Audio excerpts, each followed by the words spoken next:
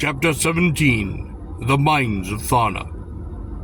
The room was long, low, narrow, perhaps 4 feet by 4 feet, 100 feet long. Small, foul Tharlian lump burned at each end.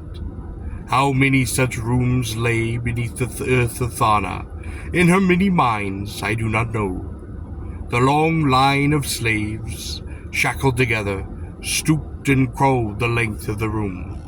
When it was filled with its wretched occupants, an iron door containing a sliding iron observation panel did close. I heard 4 bolts being shoved into place. It was a dank room. There were pools of water here and there upon the floor. The walls were damp. Water in certain places dripped from the ceiling, and it was ventilated inadequately by a set of tiny circular apertures, about an inch in diameter, placed every 20 feet. One larger aperture, a circular hole, perhaps 2 feet in diameter, was visible in the center of the long room. Andreas of Tor, who was shackled to my room, pointed to it. "That hole," he said, "floods the room." I nodded and leaned back against the damp, solid stone that formed the sides of the chamber. I wondered how many times under the soil of Tharna such a chamber had been flooded. How many chained wretches had been drowned in such dismal, sewer-like traps. I was no longer puzzled that the discipline in the mines of Tharna was as good as it was. I had learned that only a month before, in a mine not 500 yards from this one, there had been a disturbance created by a single prisoner. Drown them all had been the decision of the administrator of the mines. I was not surprised then that the prisoners themselves looked with horror upon the very thought of resistance. They would strangle one of their fellows who thought of rebellion, rather than risk the flooding of their chamber. Indeed, the entire mine itself could, in emergency, be flooded. Once I was told that it happened, to quell an uprising. To pump out the water and clear the shafts of body had taken weeks. Andreas said to me, "For those who are not fond of life, this place has many conveniences." "To be sure," I agreed. He thrust an onion and crust of bread into my hands. "Take this," he said. "My thanks," I said. I took them and began to chew upon them. "You will learn," he said, "to scramble with the rest of us." Before we had been ushered into the cell, outside in broad rectangular chamber, 2 of the mine attendants had poured a tub of bread and vegetables into the feed, though fixed into the wall, and the slaves had rushed upon it. Like animals, screaming, cursing, pushing, jostling, trying to thrust their hands into the trough and carry as much as they could before it was gone. Revolted, I had not joined in this wretched contest, though by my chains I had been dragged to the very edge of the trough. Yet I know, as Andreas had said, I would learn to go to the trough, for I had no wish to die, and I would not continue to live on his charity. I smiled, wondering at why it was that I and my fellow prisoners seemed so determined to live. Why was it that we chose to live? Perhaps the question is foolish, but it did not seem so in the mines of Tharna. "We must think of some escape," I said to Andreas. "Quiet, you fool," hissed a thin, terrified voice from perhaps a dozen feet away. It was Ost of Tharna, who, like Andreas and myself, had been condemned to the mines. He hated me. He blamed me somehow for the fact that he found himself in this dire predicament. Today, more than once, he had scattered the ore, which on my hands and knees I had chipped from the narrow shafts of the mine. Twice he had stolen the pile of ore I had accumulated, poking it into the canvas sack we slaves wore about our necks in the mines. I had been beaten by the whip slave for not contributing my share to the day's quota of ore, required of the chamber of which I was a member. If the quota was not met, the slaves were not fed that night. If the quota was not met 3 days in a row, the slaves would be whipped into the long cell, the door bolted, and the cell flooded. Many of the slaves looked upon me with disfavor. Perhaps because the quota had been increased the day that I was added to their chain. I myself guessed this was more than coincidence. "I shall inform against you," hissed Ost, "for plotting an escape." In the half-light from the small Thalarian lamps set in each end of the room, I saw the heavy, squat figure beside Ost loop his wrist chain silently about that creature's thin throat. The circle of chain tightened, and Ost scratched helplessly at it with his fingers, his arms, his eyes bulging. "You will inform against no one," said a voice, which I recognized as that of the bull-like Cron of Thorn, cast of the metalworkers, he whose life I had spared in the arena during the battles of Oxen. The chain tightened. Ost shuddered like a convulsing monkey. "Do not kill him," I said to Cron. "As you wish, warrior," said Cron. He dropped the frightened Ost, roughly disengaging his chain from the creature's throat. Ost lay on the damp floor, his hands upon his throat, gasping for breath. "Seems you have a friend," said Andreas of Tor. With a rattle of chain and a roll of his great shoulders, Cron stretched himself out as well as he could in those cramped quarters. Within a minute, his heavy breathing told me he was asleep. "Where is Lena?" I asked Andreas. For once his voice was sad. "On one of the great farms," he said. "I failed her." "We have all failed," I spoke. There was not much conversation in the cell, for the men perhaps had little to say.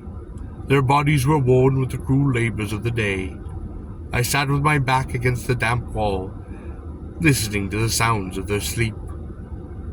I was far from the Sadar Mountains, far from the priest-kings of Gor. I had failed my city. I had failed beloved Talina, failed my father, and failed my friends. They would not be a stone set upon another stone. The riddle of the priest-kings, of their cruel, incomprehensible will, would not be solved. Their secret would be kept, and I would die, sooner or later, whipped and starved in the kennels that were the Mines of Tharna. Tharna was perhaps 100 or more mines, each maintained by its own chains of slaves. These mines are tortuous networks of tunnels worming themselves inch by inch, irregularly through the rich ores that are the foundation of the wealth of the city. Most of the shaft tunnels do not allow a man to stand upright in them, and many are inadequately braced.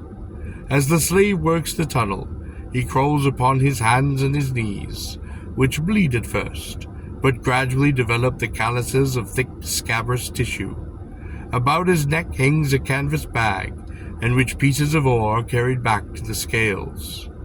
The ore itself is freed from the sides of the mine by a small pick. Light is supplied by tiny lamps, no more than small cups of Thalian oil with fiber wicks. The working day is 15 Gurian ons, which, allowing for the slight difference in the period of the planet's rotation, would be approximately 18 Earth hours. The slaves are never brought to the surface. Once plunged into that cold darkness of the mines, they never again see the sun. The only relief in their existence comes once a year, upon the birthday of the Tatrix, when they are served a small cake made with honey and sesame seeds, and a small pot of poor calda. One fellow on my chain, little more than a toothless skeleton, boasted that he had drunk calda 3 times in the mines. Most are not so fortunate. The life expectancy of the mine slave, given the labor and the food, if he does not die under the whips of the overseers, is usually from 6 months to a singular year. I found myself gazing at the large circular hole in the ceiling of the narrow cell. In the morning, though I knew it was morning only by the curse of the whip slaves, the cracking of the whips and the cries of the slaves and the rattling of chains, I and my fellow prisoners crawled from our cell, emerging again into the broad rectangular room which lay directly beyond. Already the feed trough had been filled. The slaves edged toward the trough, but were whipped back. The word had not been given which would allow them to fall upon it. The whip slave, another of the slaves of Tharna, but one in charge of the chain, was always pleased with his task, though he might never see the light of the sun. Yet was he who held the whip, he who was Ubar in this macabre dungeon. The slaves tensed, their eyes fixed upon the trough. The whip lifted. When it fell, there would be the signal that the rush to the trough. There was pleasure in the eyes of the whip slave, as he enjoyed the tormenting moment of suspense which his uplifted whip inflicted upon the ragged, hungry slaves. The whip cracked. "Feed," he shouted. The slaves lunged forward. "No," I cried, my voice checking them. Some of them stumbled and fell, sprawling with a rattle of chains upon the floor, dragging others down, but most managed to stand upright, catching their balance, and almost as one man, the wretched degraded huddle of slaves turned its frightened, empty eyes upon me. "Feed!" cried the whip slave, cracking the whip again. "No," I said. The huddle of men wavered. Ost tried to pull toward the trough, but he was chained to Kron, who refused to move. Ost might as well chained to a tip. The whip slave approached me. 7 times the whip struck me, and I did not flinch. Then I spoke. "Do not strike me again." The whip arm falling, he understood me, and he knew that his life was in danger. What consolation would it be to him if the entire mine were flooded, if he had first perished with my chain about his throat? "You are not animals. You are men." Then gesturing them forward, I led them to the trough. "Ost," I said, "distribute the food." "Ost," I said, Ost thrusted his hands into the trough, cramming a fistful of bread into his mouth. Kron's wrist chain struck him across the cheek and ear, and the bread flew from his mouth. "Distribute the food," said Kron. "We choose you," said Andreas of Tor, "because you are known for your honesty." And amazing to say, those chained wretches laughed. Sullenly, while the whip slave stood by and watched, angry and fearful, Ost distributed the poor fare that lay in the trough. The last piece of bread I broke in two, taking half and giving the other half to Ost. "Eat," I said. In fury, his eyes darting back and forth, like those of an Urt, he bit into the bread and gulped it down. "The chamber will be flooded for this," he said. Andreas of Tor spoke. "I, for one, would be honored to die in the company of Ost." Again the men laughed, and I thought that even Ost smiled. The whip slave watched while we filed up the long incline to the shafts, his whip arm limp. Wondering, he watched us, for one of the men, of the caste of peasants, had begun to hum a ploughing song, and one by one the others joined him. The quota was met that day, and the day following.